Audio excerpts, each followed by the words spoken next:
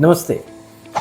हमने type 1 diabetes की बात करी, टाइप 2 डायबिटीज़ की बात करी। देखा कि टाइप 1 डायबिटीज़ यूजुअली बच्चों में होता है जिन्हें जीवन भर इंसुलिन दिन में 3 से 4 बार 5 बार लेना पड़ता है।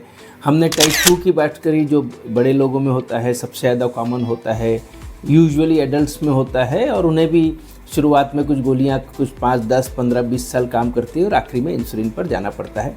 आज एक हम नए डायबिटीज़ की बातें करेंगे जो ये टाइप 1 और टाइप 2 के बीच का है, जिसको हम लोग 1.5 डायबिटीज़ बोलते हैं या 1.5 डायबिटीज़ बोलते हैं या 1.5 डायबिटीज़ बोलते हैं। और इसका साइंटिफिक टर्मिनोलॉजी है LADA, latent autoimmune diabetes of adult. तब ये लाडा नाम की चीज़ क्या होती है? अक्सर हमारे पास ऐसे लोग आते हैं कि डॉक्टर साहब मुझे डायबिटीज़ मालूम हो गया, करीब करीब मेरी उम्र 30-32 साल की है और डायबिटीज़ के बाद में मुझे शुगर बहुत ज़्यादा था। उस समय डॉक्टर किसी ने मुझे गोलियां दी और गोलियां देने के बाद में मैं गोलियां खाए जा रहा हूं, परंतु 3-4-6 महीने गोली खाई, 8 महीने गोली खाई, पर शुरुआत में तो काम करी पर एकदम से गोलियों ने काम करना बंद कर दिया। मेरे परिवार में किसी को डायबिटीज़ नहीं है, मुझे अक्सर ऐसा मोटापा भी नहीं है, किसी प्रकार का तनाव भी नहीं है, परंतु फिर भी गोलियां काम नहीं कर रही हैं और ऐसे केसेस अक्सर हमको देखने को मिलता रहे। तो जब किसी व्यक्ति को यंग एज में डायबिटीज़ होता है, यूजुअली जो यह 1.5 डायबिटीज़ है यह 30 से 40 के बीच में ज़्यादा कॉमन होता है, कभी कभी 25 से 55 के बीच में भी हो सकता है।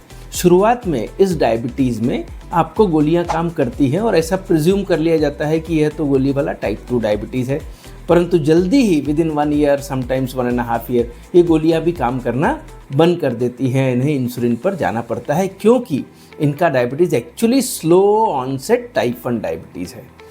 इन्हें अक्सर सिम्टम्स बहुत ज़्यादा रहते हैं, गोलियां काम नहीं करती हैं, फैमिली में यूजुअली डायबिटीज़ की कोई हिस्ट्री रहती नहीं है, अल्कोहल की हिस्ट्री नहीं रहती है, यह ओबेस भी नहीं होते हैं, यूजुअली नॉन ओबेस होते हैं। तो आपके पास आएंगे और जब शुगर बहुत ज़्यादा रहेगा तो जब हम टेस्ट करते हैं तो शुगर काफ़ी ज़्यादा आता है। इनका खाली पेट या फिर खाना खाने के बाद वाला इस फास्टिंग या फिर स्टिमुलेटेड सी पेप्टाइड हम लोग टेस्ट करते हैं। तो ये जो स्टिमुलेटेड सी पेप्टाइड है यह आपको बताता है कि आपके शरीर में आपका खुद का इंसुलिन कितना बन रहा है। तो fasting and stimulated C peptide gives you your endogenous insulin secretion from your own pancreas.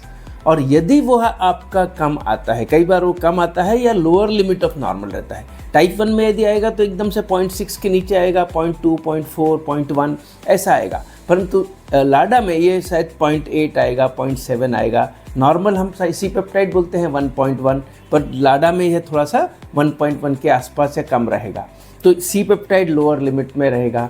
और यदि इनका गैड एंटीबॉडी टेस्ट यदि पॉजिटिव आता है, जो हम लोग एंटीबॉडी टेस्ट करते हैं टाइप 1 में, तो इसको latent autoimmune diabetes of adult कहा जाता है। यानी इन्हें में ऑटोइम्यून प्रोसेस चालू हो गई है टाइप 1 की, परंतु टाइप 1 पूरी तरह से नहीं हुआ है और आगे चल के पूरी तरह से टाइप 1 में कन्वर्ट हो जाते हैं। तो इसीलिए जब भी किसी युवा व्यक्ति को डायबिटीज़ होता है हम उनका सी पेप्टाइड टेस्ट करते हैं, GAD65 एंटीबॉडी या फिर ज़रूरत पड़ी तो दूसरी एंटीबॉडीज़ का टेस्ट करते हैं।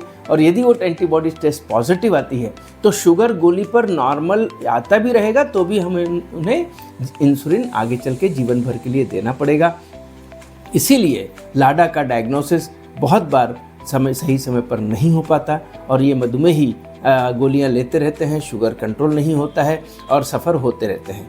तो इसीलिए यदि आपको यंग एज में डायबिटीज़ हुआ है अपने डॉक्टर से लाडा भी रूल आउट कर लें। उसके लिए जैसे हमने बताया वह टेस्ट कराएं, परंतु यदि आपके डॉक्टर अच्छे वाले डॉक्टर हैं और उन्होंने आपको बोला है इंसुलिन लेने के लिए तो उसे आप टालिएगा मत। वह आपके लिए वही ट्रीटमेंट है क्योंकि वो स्लो ऑनसेट टाइप 1 डायबिटीज़ और 1.5 डायबिटीज़ या लाडा है। Thank you. तो फिर मिलते हैं अगले वीडियो में हमारे जीवन की मिठास को इसी तरह बनाए रखने के लिए मधुमेह की कुछ और जानकारियों के साथ।